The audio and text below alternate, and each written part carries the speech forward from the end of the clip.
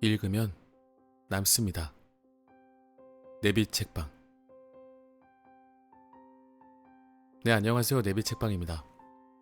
오늘 소개해드릴 책은 히틀러의 100가지 말입니다. 출판사는 아르테입니다. 히틀러라는 인물의 이름은 다들 아실 거라고 생각이 드네요. 전 세계에 있는 모든 사람들이 알고 있지 않을까 싶은데, 알고는 있지만 막상 입에 올리기는 좀 쉽지 않은 그런 인물이기도 합니다.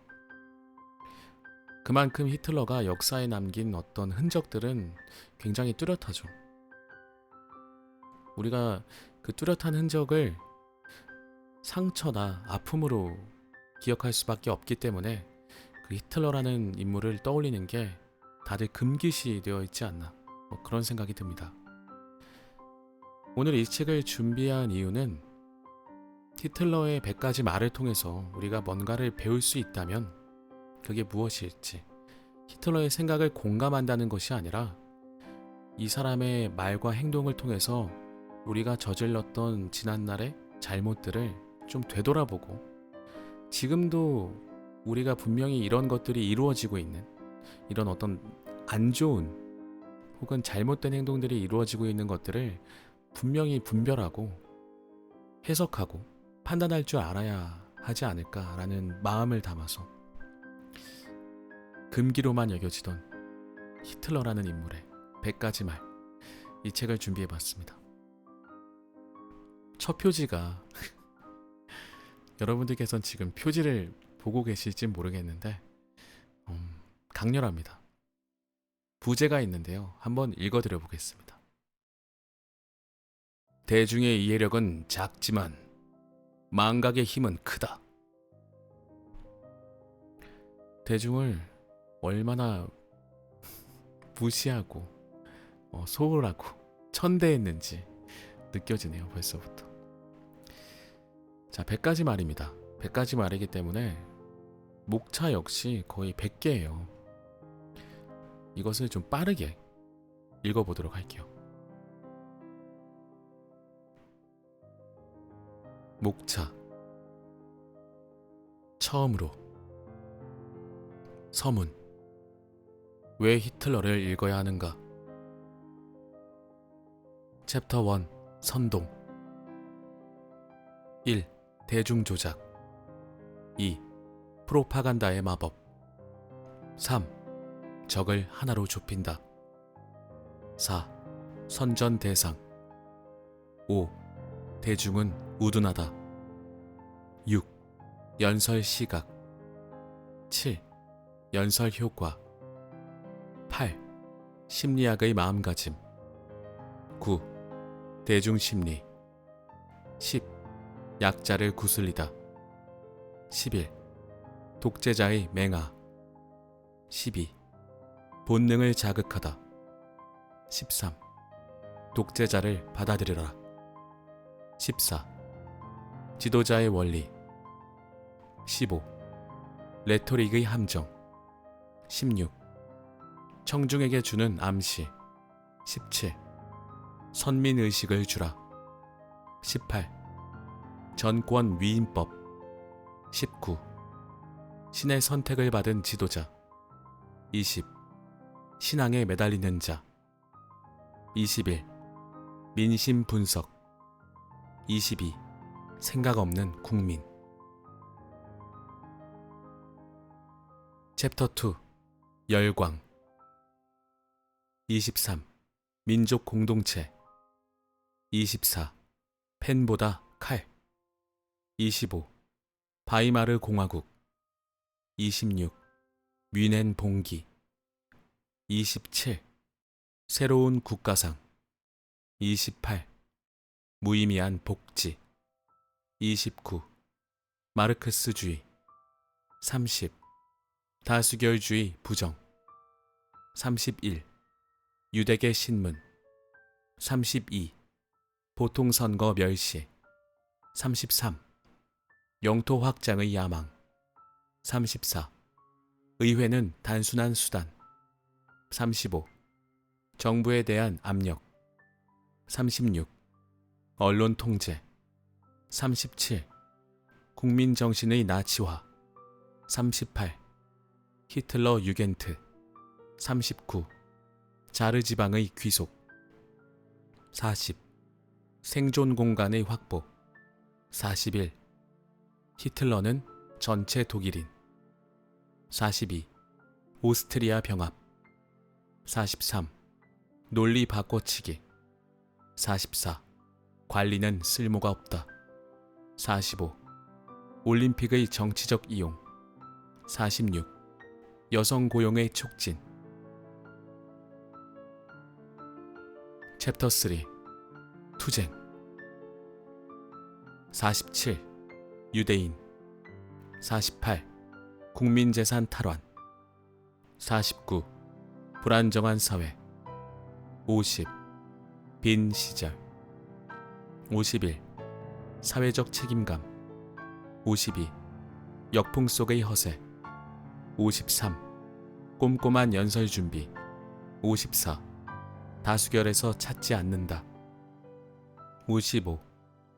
베르사유 조약의 파기. 56. 나치당의 약진. 57. 혼란에 대한 검토와 평가. 58. 국민차 구상. 59. 거짓 평화 연설. 60. 질서. 61. 프로파간다 영화. 62. 불가능은 비겁. 63. 체코 침공. 64. 평화에 안주하지 않는다.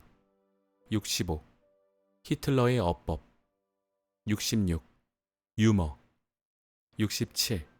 결단력. 68. 약육강식. 69. 무대장치. 70. 생존 공간과 영토. 71. 아우토반. 72. 나약한 작전은 실패한다. 챕터 4. 광기. 73. 반유대주의에 눈뜨다. 74. 역사교육. 75. 언론 자유는 독. 76. 아리아인 지상주의. 77. 죽이느냐 죽임을 당하느냐. 78. 예언이라는 이름의 현실. 79. 홀로코스트. 80. 폭격기에 대한 집착. 81. 아우슈비츠의 악몽. 82. 항복이라는 말은 없다. 83. 열쇠는 신의 뜻. 84. 순혈주의. 챕터 5. 애증. 85. 부모에 대하여. 86. 애국교육. 87. 제1차 세계대전. 88. 공산주의에 대한 증오. 89. 위협에 의한 평화. 90. 교육이라는 이름의 강제. 91. 그리스도교의 부정. 92. 무솔리니에 대한 경의. 93. 소련 침공의 정당화. 94. 파리에 대한 애모. 95. 우수한 독일인. 96. 결혼관. 97. 처칠. 98. 일본. 99. 침묵하는 연설. 100. 죽기 직전의 예언. 옴기니의 말. 아돌프 히틀러 연보. 목차를 쭉 읽다 보니까 히틀러의 그 생애가 약간 보이는 것 같긴 합니다. 네, 저도 공감합니다. 일본이 좀 궁금하네요. 저는 개인적으로 궁금했던 것 중에 몇 가지가 있었는데 물론 우리가 알고 있던 아우슈비츠, 홀로코스트 이런 단어들도 보였고요. 전 유머가 되게 궁금했어요. 그리고 히틀러의 어법 이게 좀 궁금했고요. 마지막에 일본을 언급한 것은 왜일지 좀 궁금하긴 하네요. 또 우리나라만큼 일본에 관심이 있는 나라가 또 있을까요? 바로 옆에 국가다 보니까 관심을 가지는 거겠죠? 네, 오해는 없으시길 바랍니다. 네. 그래서 일단은 목차를 보면서 궁금했던 부분들이 있지만 제가 읽을 수 있는 분량이 한정적이다 보니까 첫 번째부터 좀 읽어봐야 될 것 같거든요. 하지만 일본은 한번 읽어보도록 하죠. 마지막에 읽어보도록 하겠습니다. 이 책은 내용이 많지는 않아요. 그러니까 텍스트 내용이 많지 않고 사진과 큰 어떤 글자로 이루어져 있는 편하게 보실 수 있는 책이기 때문에 책의 공간이 좀 비어 있어요. 그래서 그 빈 공간을 응시하면서 아마 생각할 수 있는 시간들도 충분히 주어지실 거라고 생각이 드는 그런 좋은 책입니다. 빈 공간을 보다 보면 방금 전에 읽었던 말을 계속 되새겨보게 되잖아요. 자, 히틀러의 책. 히틀러의 책이라기보다는 히틀러의 말을 엮은 책입니다. 자, 이제 본문으로 들어가 보겠습니다. 지은이 20세기 독일사 연구회 나치 독일의 프로파간다를 연구하는 저널리스트, 연구자, 출판 관계자 그룹 역사는 반복된다는 신념에서 과거의 정치 프로파간다를 연구, 분석하는 한편 현대 정치의 동향에 주의를 기울이고 있다. 옴기니, 송태욱 연세대학교 국문과와 같은 대학원을 졸업하고 문학박사 학위를 받았다. 도쿄 외국어대학교 연구원을 지냈으며 현재 연세대학교에서 강의하며 번역 일을 하고 있다. 지은 책으로 르네상스인 김승옥, 공저가 있고 옮긴 책으로는 소크라테스의 안경, 십자군 이야기, 눈의 황홀, 잘나라 기도하는 그 손을, 천천히 읽기를 권함, 포스트 콜로니얼, 매혹의 인문학 사전, 책으로 찾아가는 유토피아, 책으로 가는 문, 호모 이그니스, 불을 찾아서 외 다수가 있다. 서문. 왜 히틀러를 읽어야 하는가? 우리는 그저 평화를 원한다. 왜냐하면 우리는 전쟁을 경험했으니까. 제2차 세계대전이 일어나기 3년 전인 1936년 나치당을 이끈 아돌프 히틀러가 당 대회에서 토해낸 말이다. 와, 좀 소름 끼치네요. 평화를 원한다. 왜냐하면 전쟁을 경험했으니까. 라고 말했던 아돌프 히틀러가 전쟁을 일으켰죠. 그러니까 참 대중을 설득하기 위해서 어떤 말이든지 할 수 있는 거죠. 자신의 야욕을 숨길 수 있는 거죠. 심지어 나중에는 아마 이 평화를 위해서 우리는 전쟁을 해야 한다 라고 얘기했을 것 같아요. 왠지. 계속 읽어보겠습니다. 제1차 세계대전에서 패한 독일은 전승국이 부과한 큰 액수의 배상금에 시달리고 있었다.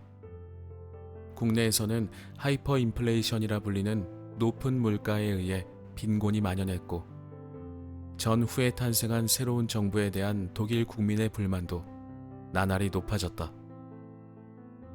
그러한 정세 속에서 천부적인 연설력으로 두각을 나타낸 사람이 날카로운 기백의 정치가 히틀러였다. 평화, 행복, 이념, 발전이라는 추상적인 말을 즐겨 사용함으로써 청중에게 허황된 희망을 설파한 그는 나치당 지지자를 늘려나갔다. 자, 이 부분은 밑줄을 좀 긋고 가겠습니다. 평화, 행복, 이념, 발전이라는 추상적인 말을 즐겨 사용함으로써 허황된 희망을 설파한 그 이런 말은 우리가 실생활에서도 많이 듣게 되니까요. 뉴스를 보던지 혹은 내 주변에 어떤 사람들도 나에게 뭔가를 권할 때 이런 말들을 쓴다면 저는 좀 멀리하는 편입니다. 추상적인 건 말고 직접적이고 확신한 게 좋아요.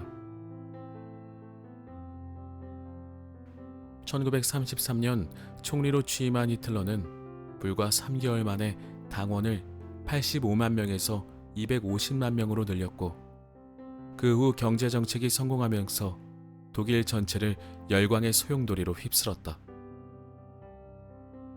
히틀러는 금연운동, 식생활 개선운동이라는 건강 정책, 여성고용 촉진, 애국교육, 올림픽 개최 등의 정책을 추진해 나갔다.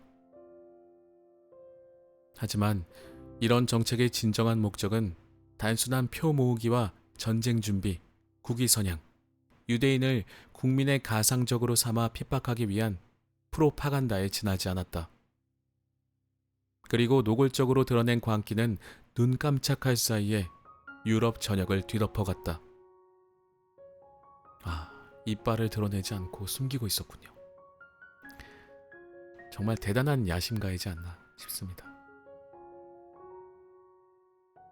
히틀러의 100가지 말은 히틀러가 옥중에서 구슬한 것을 필기한 나의 투쟁을 비롯해 그의 연설과 측근히 적어둔 그의 말을 모은 것이다.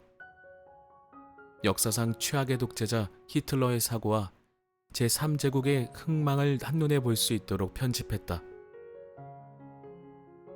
히틀러의 말을 다시 읽으니 이상한 기시감에 사로잡힌다.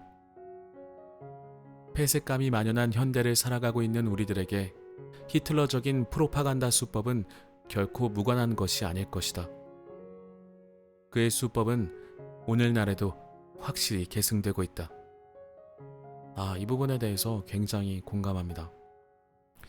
이 프로파간다적인 수법, 그리고 개인의 자유를 주장한다는 것을 방패 삼고 핑계 삼는 집단주의적 이기주의, 이런 것들이 좀 보여요. 프로파간다와 별반 다를 것이 없습니다.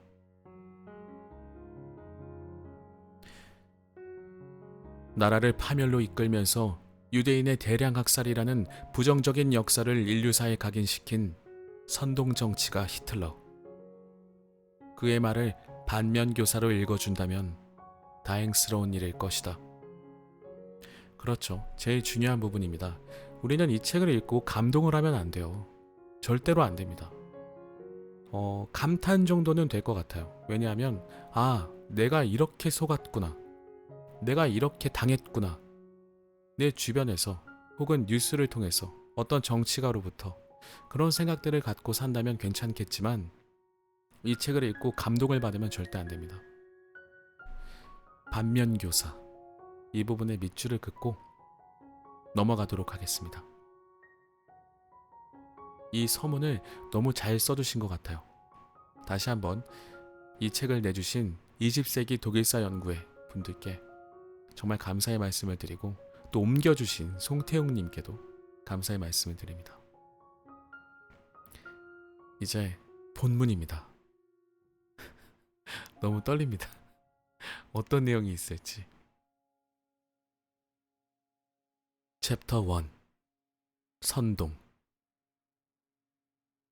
1. 대중조작.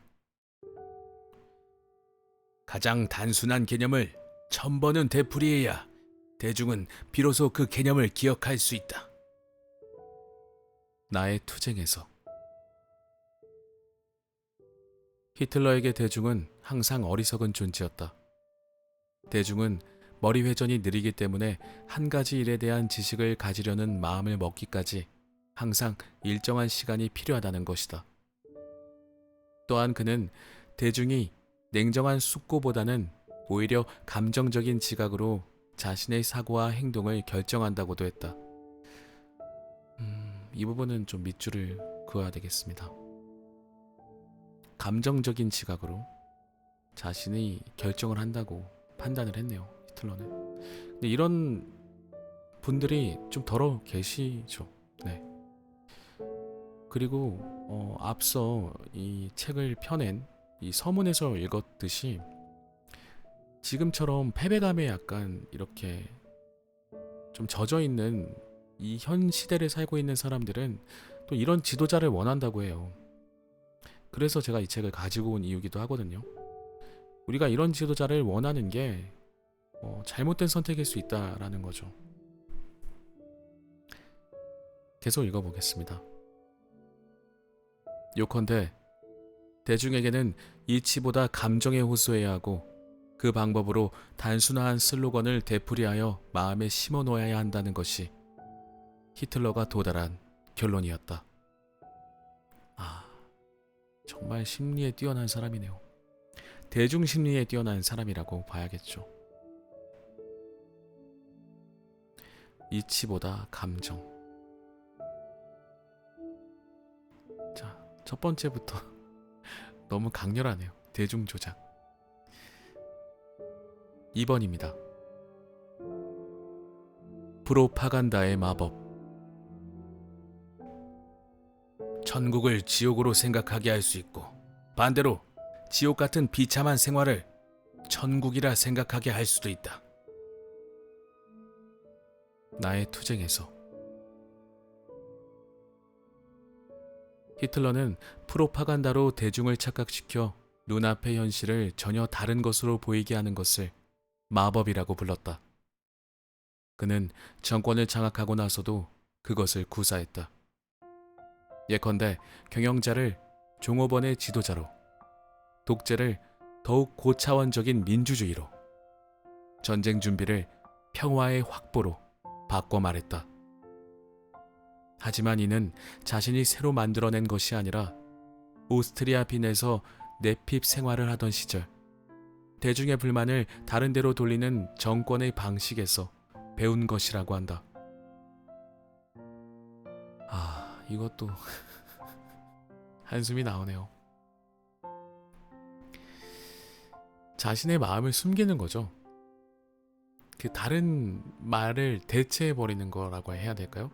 그러니까 자신의 마음을 숨기고 굉장히 사탕 발린 말을 하는 건데 그 사탕 발린 말 위에 심지어 포장지까지 한번 더 씌워놓은 듯한, 마음을 숨기고 사탕 안에다 숨기고 사탕까지도 포장을 해버리는.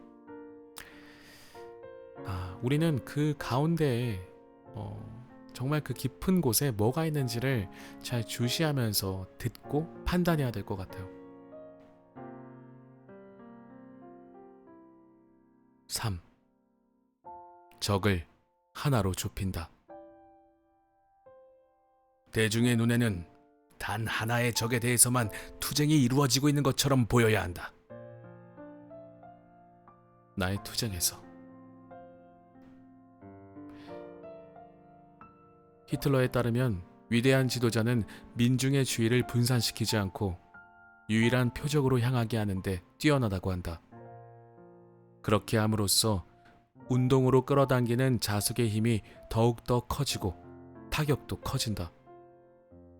가령 여러 적을 공격할 때도 그들이 하나의 범주에 속해 있다고 생각하게 하는 것이 위대한 지도자의 천재적인 재능이다라고 주장한다. 이러한 언설의 배경에는 대중은 사려가 부족하여 사물의 본질을 놓치기 쉽다는 인간관이 자리 잡고 있다. 히틀러는 일단 대부분의 사람들은 본인보다 못하고 열등하다고 생각했던 것 같아요. 근데 이 열등한 사람들을 자기가 다뤄야 하고 써먹어야 하니까 너희들도 열등하지만 그 말은 숨긴 채로 진짜 열등한 저 유대인을 핍박하자. 그래서 보통의 사람들이 유대인을 열등하다고 믿게 만들어서 유대인을 핍박함으로써 그들 스스로가 좀 우월한 인종인 것처럼 느껴지게끔 만들어준 것 같아요. 남을 짓밟는 걸 통해서.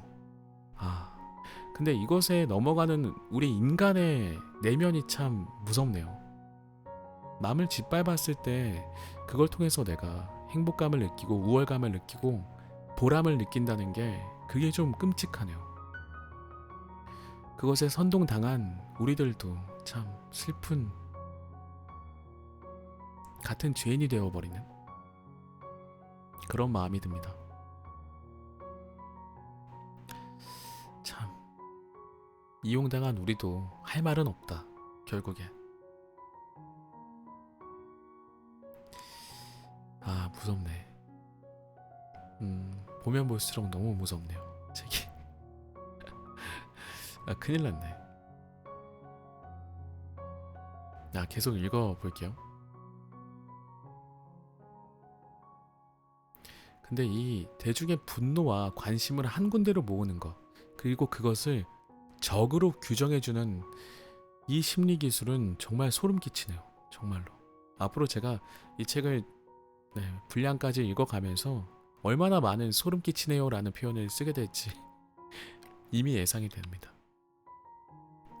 그렇죠. 그건 지금도 똑같죠. 그건 지금도 너무 똑같고, 우리나라뿐만 아니죠. 전 세계에서 사용하고 있는 정치의 그 흑막들이죠. 개인적으로 성숙한 정치 문화를 가진 나라가 별로 없다는 생각은 합니다. 별로 없다는 생각은 합니다. 자, 넘어가 볼게요. 이제 두렵습니다. 제가 이게 웃음이 나오는 게 정말 재밌어서 웃는 게 아니라는 건 이미 예상하고 계시죠? 너무 무섭네요, 책이. 정말. 어쨌든 계속 읽어보겠습니다. 4. 선전 대상. 선전은 영원히 대중에게만 향해야 한다. 히틀러는 선전에 두 가지 목적이 있다고 생각했다. 하나는 원래 학식이 있는 사람들의 교양을 더욱 높이고 그 통찰력에 호소하는 것. 그리고 또 하나는 어떤 일정한 사실, 과정, 필연성 등의 대중의 주의를 환기시키는 것. 여기서 더욱 중요한 것은 후자라고 한다. 선전 내용에서는 학술적인 요소를 가능한 한 지우고 그 지적 수준은 프로파간다의 대상이 되는 사람들 중에서도 가장 머리가 나쁜 사람의 이해력에 맞춰야 한다고 생각했다. 와.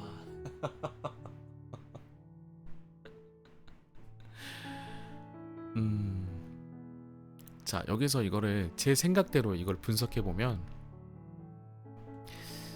원래 학식이 있는 사람들의 교양을 높이고 그 통찰력에 호소하는 것이라고 했잖아요. 그러니까 교양을 높인다는 건 히틀러의 기준이잖아요. 히틀러 본인의 기준일 거기 때문에, 야, 너네 이거 몰랐지? 내가 너네가 모르는 엄청난 정보를 알려줄게. 이게 교양을 높이는 거겠죠. 그리고 야, 너네 놀랐지? 근데 너네라면 이거 이해할 줄 알았어. 이게 통찰력에 호소하는 것 같아요. 네, 너네라면 이거 이해할 줄 알았어. 그리고 마지막 부분에 그 지적 수준이 가장 머리가 나쁜 사람의 이해력에 맞춰야 한다고 생각했다는 이 부분은, 이 사람들을 설득시키면 이 사람들이야말로 가장 최전선에서 행동할 수 있는 사람들일 것이라고 판단했던 것 같아요. 이해력이 나쁜 사람들이 못된 사람들이 아니잖아요. 어떻게 보면 순수하신 분들이라는 생각이 들거든요. 순수하기 때문에 그대로 믿는 것일 거 아닐 겁니까? 네. 그런 분들을 이용하려고 했다. 진짜 너무 나빴다. 방송이라서 함부로 말을 못하겠네요. 너무 나빴다, 진짜. 진짜 무섭네요. 책을 읽으면서 이렇게까지 힘들었던 적이 별로 없었는데 너무 무섭습니다. 그 아일랜드의 작가분 중에 드라큘라, 여러분들 아시겠죠? 드라큘라라는 소설을 지으신 작가분이 브램 스토커였나?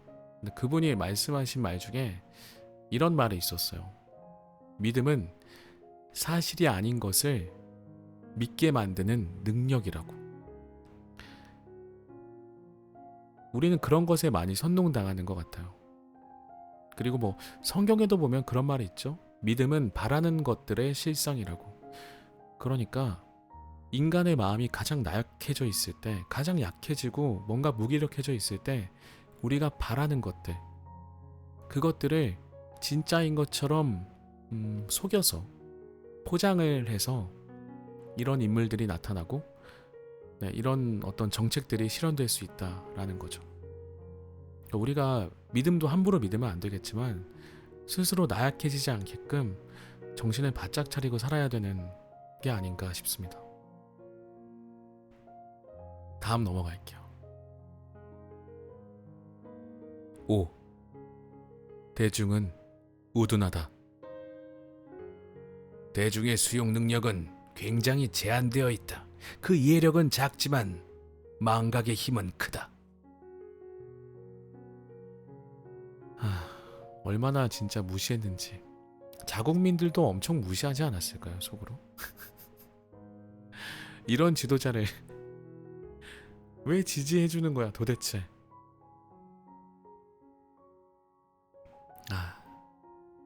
우리의 마음을 이렇게 응원해주고 용기를 주니까 우리가 패배자가 아니라 성공할 수 있는 사람이라고 계속해서 이렇게 뭔가 앞에 나가서 선동해주니까 그게 그냥 좋은 거였을까요? 대중에게 선전을 할 때의 주의사항을 말한 것이다. 히틀러의 생각으로는 선전 내용은 중요한 점을 압축하여 슬로건 같은 형태로 대상자의 머릿속에 마지막까지 남도록 해야 한다. 이는 각국의 전시선전에서 배운 것이다. 아울러 앞의 대전에서 독일은 적을 조롱하는 선전을 했는데 적의 반격에 독일 병사는 기가 죽어 선전에 속았다고 느꼈다. 한편 적을 야만인이라고 배운 영미의 병사들은 총구를 향하는 적과 조우했을 때 자국의 선전과 주장을 믿었다. 이 슬로건 형태로 각인시킨다는 것이 요새는 광고에서도 이것들이 쓰이고 있죠. 근데 현 시대에서 우리가 삶을 살아감에 있어서 모든 대중심리학은 저는 전쟁에서부터 출발했다고 생각은 하거든요. 전쟁이야말로 진짜 생과 사 그리고 흥과 망을 결정하는 중요한 상황이기 때문에 모든 심리 기술들이 발휘된다고 생각을 해요. 물론 과학 기술들도 전쟁을 통해서 발전된 것들이 많듯이요. 사람에 관한 것도 아이러니한 게 전쟁을 통해서 발전된다는 사실이 너무 아이러니하네요.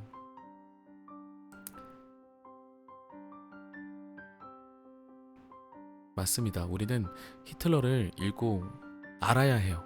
네, 같은 일이 반복되지 않으려면. 역사를 통해서 배울 수 있는 건 잘못된 것을 반복되게 하지 않는 것이죠. 다음 넘어갑니다. 6. 연설 시각. 회장의 분위기가 내 연설에 영향을 주듯이 연설을 시작하는 시각도 일정한 영향을 끼친다. 분위기를 많이 따졌던 것 같습니다. 영화적 연출을 굉장히 많이 했다라고 우리가 알고 있죠. 본인이 어떤 그 연출을 통해서 더욱 위대한 지도자로 보일 수 있게끔 참 이런 표현 좀 적절한지 모르겠습니다만 난놈이라고 하죠. 난놈이다. 네. 좀 다소 부적절했다면 양해 부탁드립니다. 죄송합니다. 히틀러는 수많은 연설을 해온 경험에서 같은 연단, 같은 연설자, 같은 제목의 연설이라도 예컨대 오전 10시나 오후 3시처럼 환한 대낮과 밤 시간대에 하는 것은 효과가 완전히 다르다는 것이 지론이었다. 그 이유에 대해서는 사람들은 아침이나 대낮이라면 자신과 다른 의도나 의견을 강제하려고 하는 시도에 대해 극히 강한 에너지로 저항하지만 밤이 되면 강한 의지를 가진 지배력에 쉽게 굴복한다고 분석했다. 그러네요. 네, 이것도 그러네. 우리가 밤이 되면 좀 감성적으로 변한다고 하잖아요. 그 말이 맞네요. 히틀러는 이걸 알았던 거네요.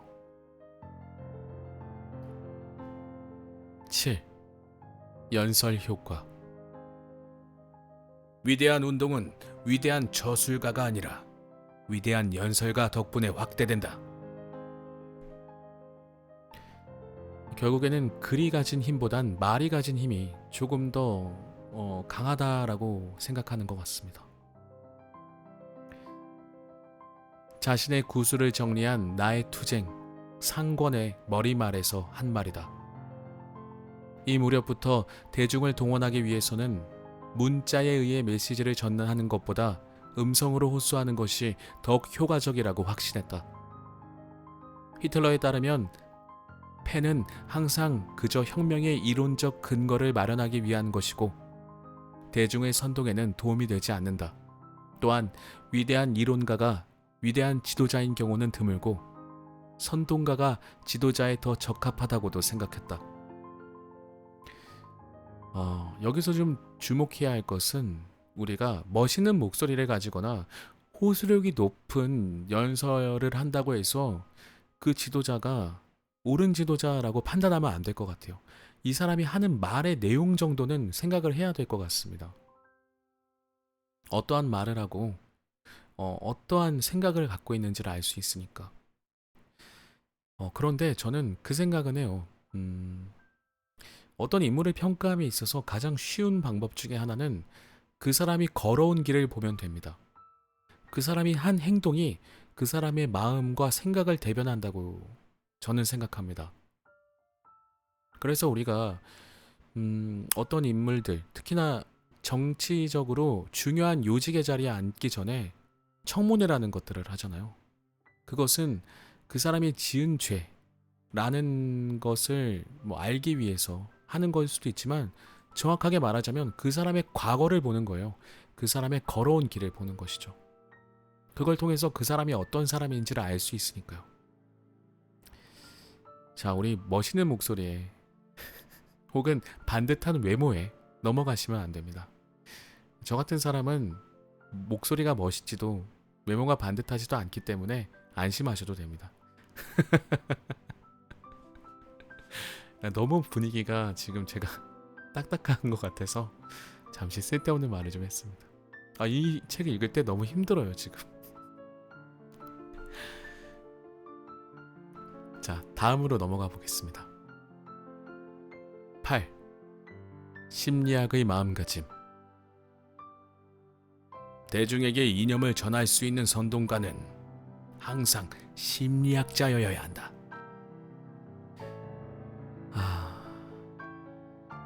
심리를 진짜 잘 알았네요. 히틀러는 이렇게 읽는다. 심리학을 이해하고 있으면 그 선동가는 인간을 잘 모르고 세상 물정도 모르는 이론가보다 지도자에 어울린다. 빈에 있던 시절 궁정 도서관을 정기적으로 이용하던 히틀러는 프랑스의 심리학자 귀스타프 르봉의 군중 심리학 독일어판을 읽었다고 한다. 르봉은 이 책에서 군중은 의지가 강한 사람의 말에 귀를 기울이는 경향이 강하고 되풀이하여 단언된 말에 비판 정신이 마비되며 암시를 받기 쉬워진다고 주장했다. 귀스타프 르봉인데 근데 이거 약간 종교 이런 말씀도 좀 드리면 좀 조심스럽습니다만 잘못된 것을 가르치는 종교들에서도 똑같이 하는 행동들인 것 같습니다. 강한 의지 그리고 되풀이되어지는 단언된 단언에서 하는 말들 하지만 되풀이되는 그런 것들이 암시를 받기 쉬워진다고 하네요. 정확하게 말씀드리자면 주입식이 맞네요. 히틀러를 통해서 다시 한번 알게 되는 것들이 너무 많습니다. 자, 마지막으로 하나만 더 읽어보겠습니다. 9. 대중심리. 약한 자를 지배하기보다 강한 자를 따르는 것을 한층 더 좋아하는 법이다. 히틀러가 있던 무렵 빈에서는 자신이 잡다하게 긁어모은 악선전이라 부르는 사회민주당계의 노동자 신문이 노동자들의 데모를 이끌고 있었다. 히틀러는 사회민주당이 그 신문이나 다른 문헌을 통해 빨갱이 신문만 읽어라, 빨갱이 집회에만 참석해라, 빨갱이 책만 읽어라고 요구하여 대중을 해롭게 했다고 생각했다. 그리고 대중은 애원하는 자보다는 지배하는 자를, 다른 교육과 선전을 허용하지 않는 배타적인 교육과 선전을 좋아한다는 결론에 도달했다. 왜 이렇게 사람들이 행동을 하게 되는 걸까요? 애원하는 자보다 지배하는 자를. 배타적인 교육을 더 좋아한다고 합니다. 그러니까 다른 것들을 공격하는 걸 대중들이 좋아한다는 거예요. 물론 이제 시대가 변했으니 우리가 그렇게 행동하지 않고 생각하지 않고 사고하지 않을 수 있는데, 지금은 교육 수준도 높아졌고 그리고 물질도 풍요로운 세상에 살고 있지만, 중요한 건 지금 이 시대가 패배감에 자꾸 젖어드는 세대라는 거예요. 저는 요새 책을 읽으면서 자존감을 높이는 내용의 책들이 정말 많이 나오고 있다는 것을 알게 되었어요. 그만큼 우리의 자존감이 많이 떨어져 있다는 반증이겠죠. 우리가 우리를 지키고 있을 때 이런 선전과 선동에 넘어가지 않을 수 있을 것 같습니다. 네. 마지막 부분에 대해서는 이렇게 제 생각을 좀 남겨보면서, 오늘의 책 히틀러의 100가지 말이었습니다. 저도 읽으면서 좀 닭살이 돋기도 했어요. 공포영화 따로 보실 필요 없이 이 책 한번 읽어보시면 얼마나 인간의 무지함이 발동되었을 때 끔찍한 세계 2차 대전이라는 사건이 발생했는지도 알 수 있게 되지 않을까 싶네요. 앞으로 세계 3차 대전이 일어나지 말라는 법은 없습니다. 우리가 어떤 생각을 갖고 있는지에 따라서 그것은 일어날 수도 있고 일어나지 않을 수도 있는 사건이 될 수도 있겠어요. 자, 오늘의 책은 여기까지 소개해 드려 보도록 하겠습니다. 오늘의 책만큼 제가 제 사견을 이렇게 많이 말씀드린 적은 없었던 것 같습니다. 다음 시간에도 여러분들과 또 함께 공부할 수 있는, 배울 수 있는 책을 한번 준비해서 찾아뵙도록 하겠습니다. 들어주신 여러분들 모두 감사드리고요. 네. 다음 시간에 뵐게요. 안녕히 계세요.